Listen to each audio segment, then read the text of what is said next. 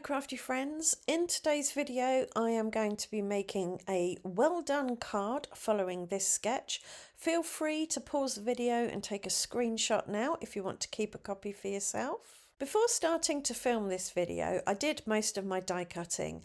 I die cut out a stitched rectangle panel for the front of the card, a stitched white banner, a stitched white circle, actually two, one slightly smaller than the other, and a stitched white star. I also die cut lots of little white stars as well. And then I took a piece of smooth white card, placed it on some double-sided sticky adhesive and cut it out.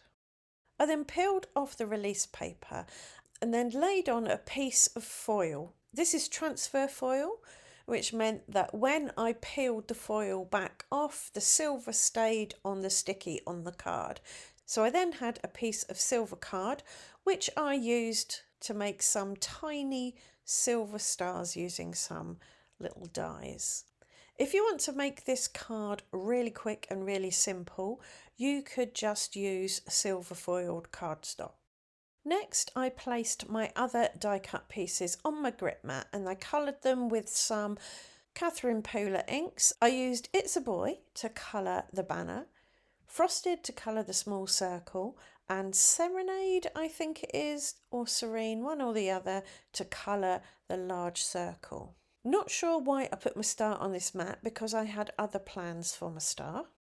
To stick my banner down, I used some 1mm thick foam tape and my T-square ruler to help me get it on straight. I then stuck the big circle down using high-tack glue to prevent it shifting around while the glue was drying. And then I put some more high-tack glue on the back of the little circle and place this on the big circle as per the sketch. Going back to my plans for the star, I wanted my big star to match my little stars, so I was going to foil it again. But because I'd already die cut it, I decided to add the foil using heat embossing. So I smushed it into my embossing ink pad, sprinkled over some Wow bonding powder, melted that with my heat tool, and then while it was still hot, I put the foil on top, shiny side up, and gave it a good press before leaving it to cool for a couple of minutes and removing the foil. And this gave me a lovely shiny silver star, which I then glued onto my card using some more high-tack glue. Once that was down, I grabbed my little pile of silver and white small stars and glued these with matte gel medium to the background of the card. If you remember the sketch, it's got some splatter in the background. This is just to represent texture. And I thought for the texture on this card, I'm just going to add more stars. So I started by placing my silver stars around and about the place, just getting a pleasing arrangement of those.